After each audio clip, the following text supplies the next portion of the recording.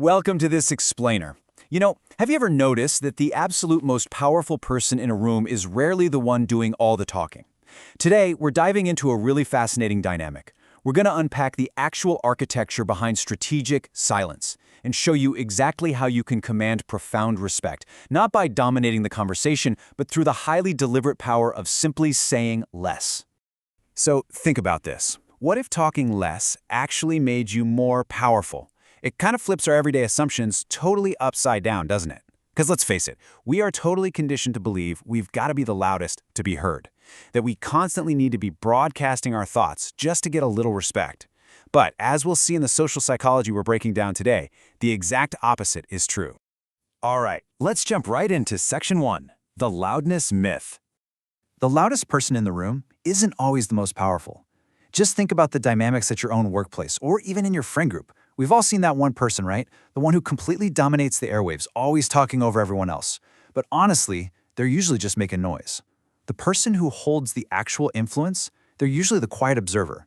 They only speak when it's absolutely necessary. And because of that restraint, everyone else instinctively just stops, watches, and waits for their input. That kind of quiet restraint, it commands serious authority. We're constantly confusing just making noise with projecting true confidence. Speaking just to fill the silence, it floods the room, it drains everyone's energy, and it literally dilutes whatever message you're trying to get across. It is an exhausting way to interact. The reality here is that real confidence means speaking with intention. True power comes from aiming your words like a bullseye, choosing them carefully instead of just throwing everything at the wall because, the silence feels a little uncomfortable.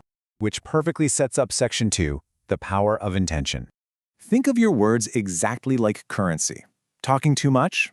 It literally causes economic inflation. If you're constantly broadcasting every single opinion that pops into your head, the supply of your words is incredibly high. And what happens when supply goes up? The demand for them and the actual impact they have naturally tanks. When you overspeak, you drastically reduce the value and the importance of what you're actually trying to communicate to others. So, to reverse that inflation, we rely on selective speech. Now, to be absolutely clear here, this doesn't mean becoming completely silent and making every single interaction weird and awkward. Total silence is definitely not the goal. Instead, it's about becoming a highly selective curator of your own thoughts. It's choosing your words with careful, deliberate intention. You're basically transforming yourself from a 24/7 broadcaster into someone whose words carry premium value. Moving right along to Section 3, why silence works. Silence creates curiosity. Did you feel that? That deliberate little pause I just took? It physically pulls you in. When someone doesn't immediately rush to speak, it creates this incredible magnetic effect. You instantly start wondering what they're going to say next, and it naturally draws your complete attention right to them. In those quiet little spaces, a fascinating psychological shift happens to the people around you. First off, people literally lean in. Because you aren't immediately reacting to every little stimulus, they automatically assume you're thinking deeply about the situation. And that assumption of deep thought, it projects massive power. You naturally convey a high intellect and firm authority, simply by getting comfortable holding your space. All right, let's get practical with Section 4, Rules of Selective Speech. To actually build this into your daily routine, you can start with a really simple playbook. Step 1. Try introducing just a 2 to 3 second pause before you react to a question or comment. That tiny little conversational delay powerfully signals that you are totally in control. Step 2, stop over-explaining. And Step 3, listen more to build trust. Let's look closer at Step 2. Confident people simply don't feel the need to justify everything they say or do. We all fall into this trap of over-explaining sometimes, but honestly, it's really just a flashing neon sign of insecurity, not authority. If you have to spend 5 minutes defending a really simple decision, you're projecting doubt. When you make your point clearly and then just stop talking, your words act as an anchor. They stand completely on their own and carry infinitely more weight in the room. And ultimately, people trust those who make them feel heard.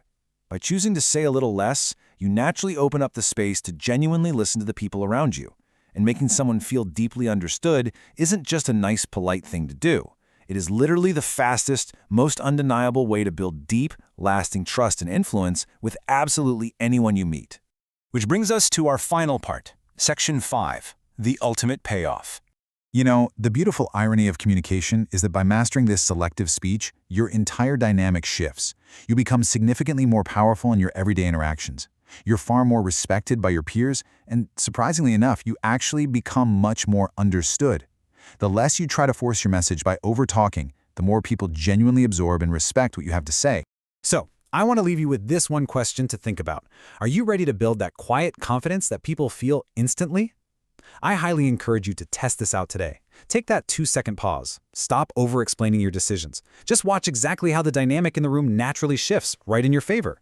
If you want to keep mastering this kind of inner power and learning these highly effective psychological tools, make sure to hit subscribe.